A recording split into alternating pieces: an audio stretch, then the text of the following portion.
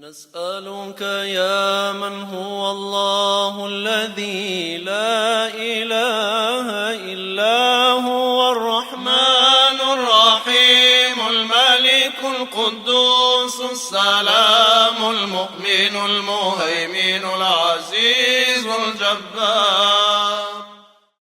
Bismillahirrahmanirrahim. Falëndrimet janë për Zotin. Ashtu siç ai falënderoi vetveten dhe na mësoi neve ta falenderojmë. Selavatet, selamet, përshëndetjet e përzemërta ja përcjellin fytyrës së ndritshme shëruesit të zemrave tona, ndriçuesit të syve tonë Muhammedit alayhi salatu wassalam, familjes së tij të sinqert, shokëve të tij besnik dhe të gjithë atyre të cilët e ndjekin rrugën e tij gjerë në ditën e fundit të këtë dunja.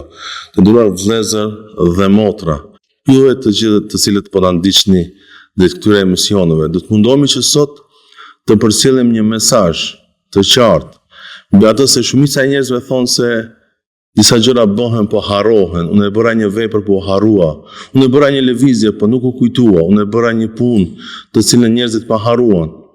Pra ndalet njeriu dhe mundohet të jetoj një qast me emrat e Allahut fuqiplot, në hijen e cilësive të Allahut xhaleshan, cilësitë e bukura të Zotit, të cilat janë 99. Neve do të mundohemi të jetojmë një qast në hijen e emrit të bukur të Allahut xhaleshan el Muhsi, i cili në terminologjinë gjuhësore vjen sikur numëruesi, ai i cili numëron çdo gjë. Por nuk është vetëm kjo.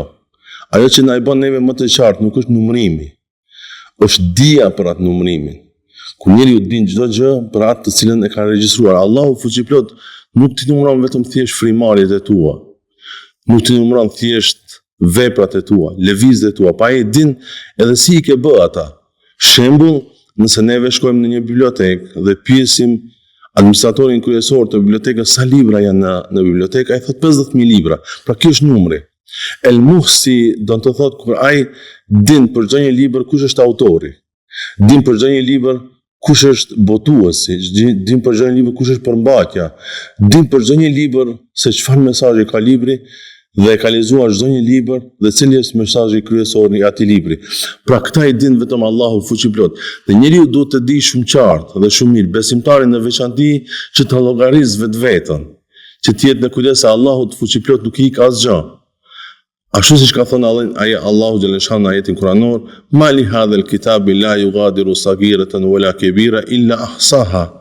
Çfarë është me këtë libër i cili nuk ka të anashkaluar as gjërat e vogla, as të imta, as të mëdha, përpos se çdo gjë është e regjistruar. Pra besimtari duhet të jetojë me këtë ndjenjë se tek Allahu xhaleshanu çdo gjë është e regjistruar, çdo gjë është e ditur. Allahu fuqiplot i din frimarjet e tua, i din numërimin e frimarjeve tua, i din qëllimet e tua, i din lëvizjet e tua, i din veprat e tua, i ka të numëruara çdo gjë, i ka të regjistruar çdo gjë.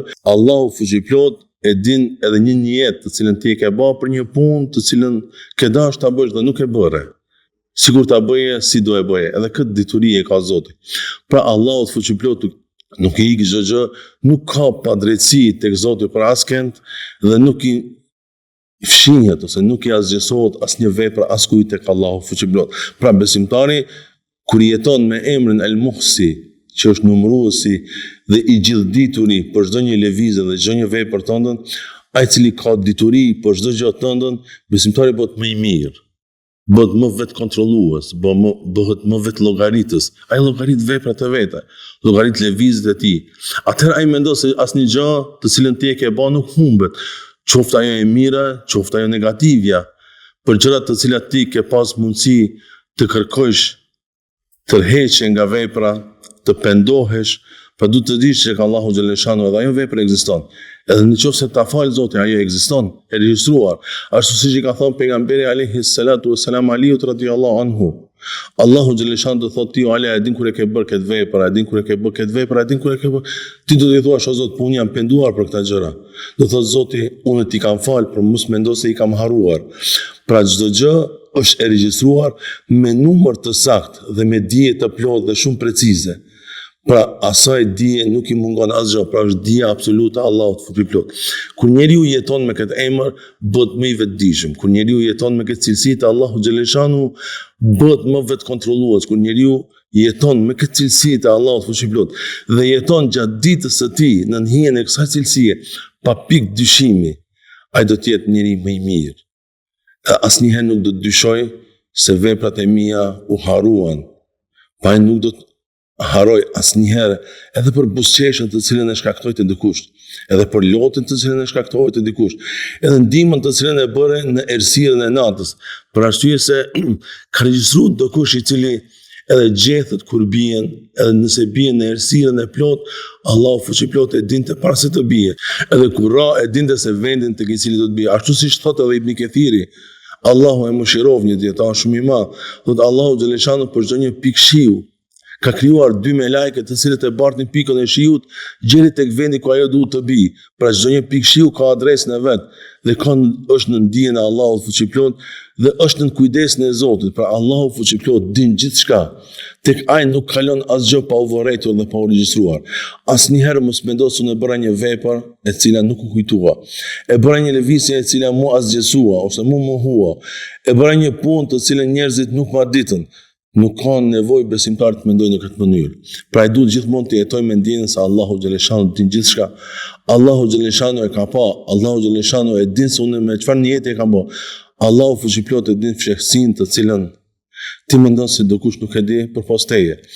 Për arsye se njeriu duhet të jetojë me këtë ndjenjë se Allahu fuqiplot din gjithçka, edhe kur ti mbyllësh edhe dyert edhe dritarët edhe çdo gjë tjetër, nuk ke mundësi të mbyllësh shiqimin e Allahut fuqiplot, pra të jetosh me këtë lloj ndërgjegje, ta vëzësh dinamon e ndërgjegjes, alarmin e ndërgjegjes në trupin tënd, se tek Allahu fuqiplot nuk ik asgjë pa u regjistruar dhe nuk ik asgjë pa u numëruar ditën e gjykimit. Edhe frymarrjet e tua, edhe oksigjenën të cilën do harxhosh gjatë jetës tënde, edhe ajo është e regjistruar dhe me dije shumë të plotë dhe precize gjersa ai të mundsoj të jetosh në këtë botë dhe gjersa ta shfrytëzosh edhe atë gramin e fundit të oksigjenit që ta përfundojsh jetën tënde dhe kjo është çdo gjë e regjistruar dhe çdo është në riskun tënd dhe dhuratë nga Allahu fuqiplot.